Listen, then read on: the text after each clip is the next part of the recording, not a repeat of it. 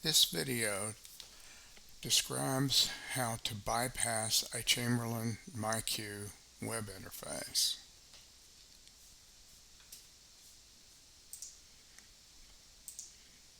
Chamberlain does not support SmartThings or Alexa, and they have recently broken third-party fixes for their shortcomings. In a recent video, I demonstrated how easy it is to modify a Chamberlain remote with a ZigBee relay to bypass MyQ altogether. The required hardware is a Chamberlain remote to modify and a ZigBee Smart Relay switch that replaces the push button on the remote's circuit board. Optionally, I'm using a universal car truck backup reverse warning beeper to create an alarm prior to the gate or garage door moving. It's turned on and off via a ZigBee smart plug, which in turn has a transformer plugged into it that supplies 12 volts DC at 300 milliamps to the warning beeper.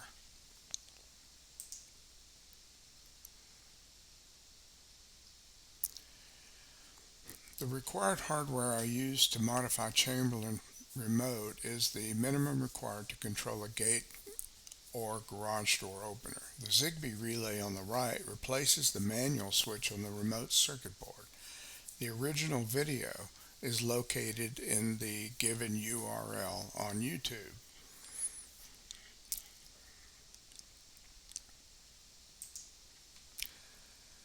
The optional hardware is used to create a warning alarm to notify nearby individuals the gate or garage is about to open or close.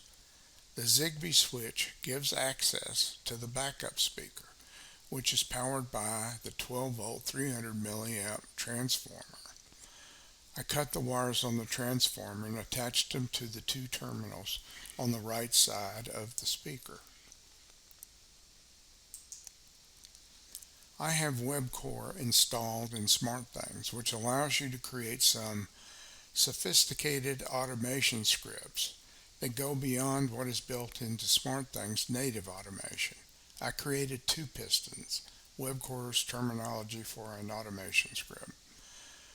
The MyGateOff piston handles MyGate virtual switch turning off, closing the Chamberlain gate controller or garage door. The MyGateOn piston handles MyGate virtual switch turning on, opening the Chamberlain gate controller or garage door. The automation ensures the script only runs if appropriate. That is, only open a closed gate and only close an open gate. The two scripts are nearly identical except for the leading conditional statement. Another function is to create a 5-second delay to allow the warning speaker to sound, which warns nearby individuals of the impending motion of the gate. Most importantly, the scripts activate the ZigBee relay that controls the Chamberlain remote. The two pistons, MyGateOff and MyGateOn, are almost identical. The difference between the two scripts is the opening if conditional.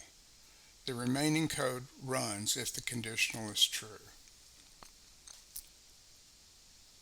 Both of the conditionals test to see if the gate is already moving. If it's already moving, then we do not want to run the code.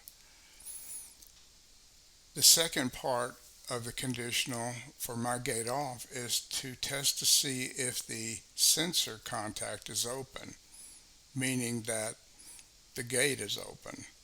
And for MyGateOn, it does the opposite. It checks to see if the contact is closed, meaning the gate is closed. And the final portion checks to see if the virtual switch MyGate has switched to off as opposed to testing for a static state. And for the MyGateOn, it's once again just the opposite. It checks to see if the MyGate switch has changed to on. After the opening conditional evaluates to true, the code common to both scripts begins to execute.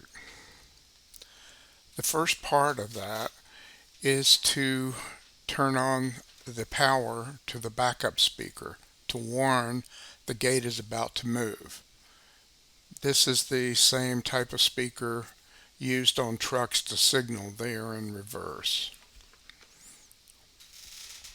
The next step is to record the current time in a local variable called LTime. And then the code enters a loop to generate a 5-second delay.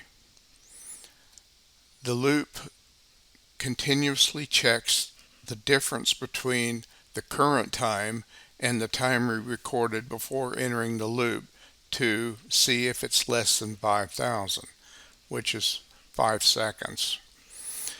And as long as that's true, the loop will continue. But when it's false, it breaks out of the loop.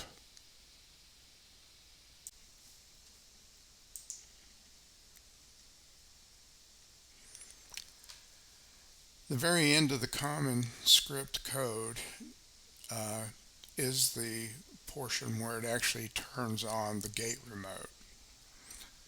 And then the final step is to turn off the gate siren.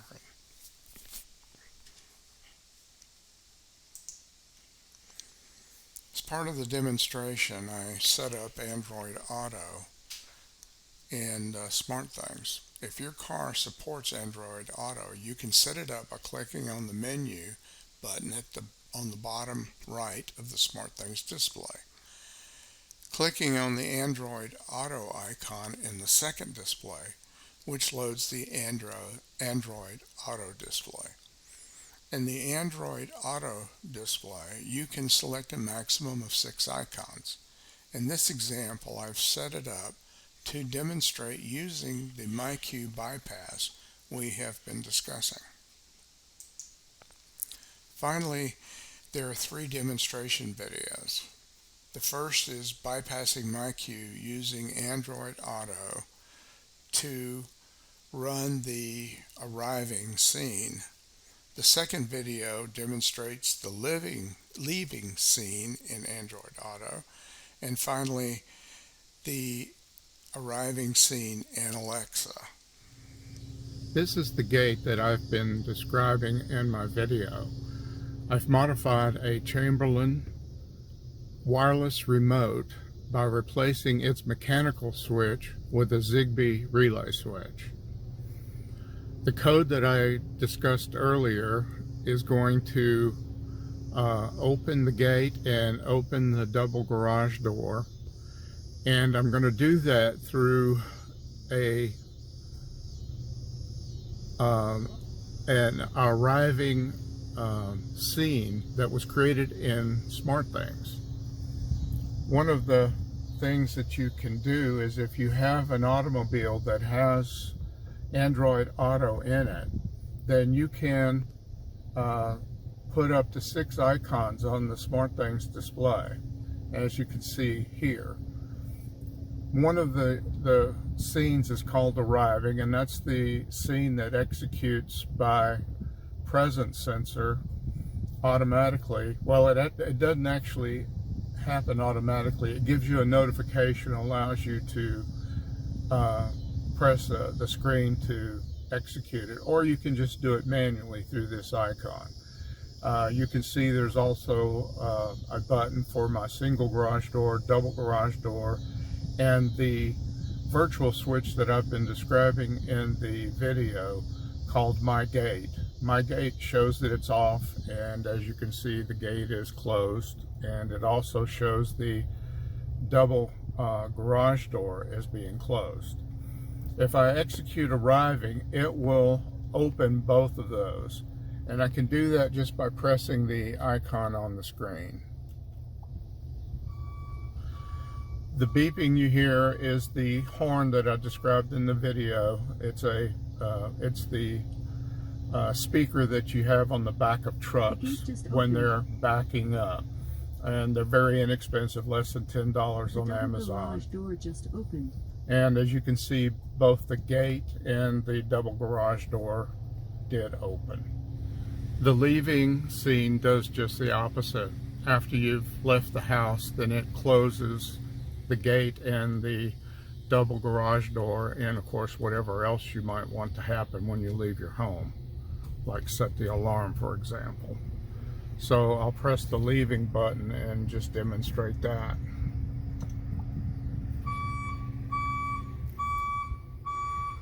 You can see the double garage door in my rear camera.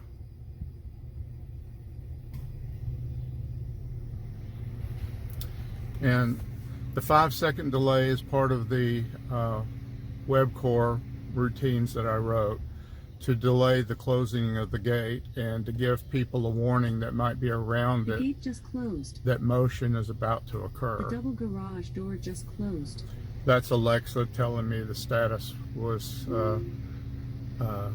happened because normally when you're doing the leaving scene, you can't see them, so it just verifies that they did indeed close. Finally, I'd like to point out that you can get Alexa for your automobile. Cancel. I'm not sure.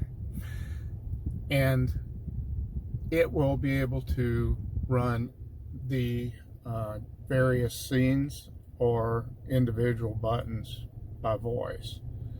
So in this case, I'm going to execute the leaving scene with Alexa. Alexa, start leaving. Okay.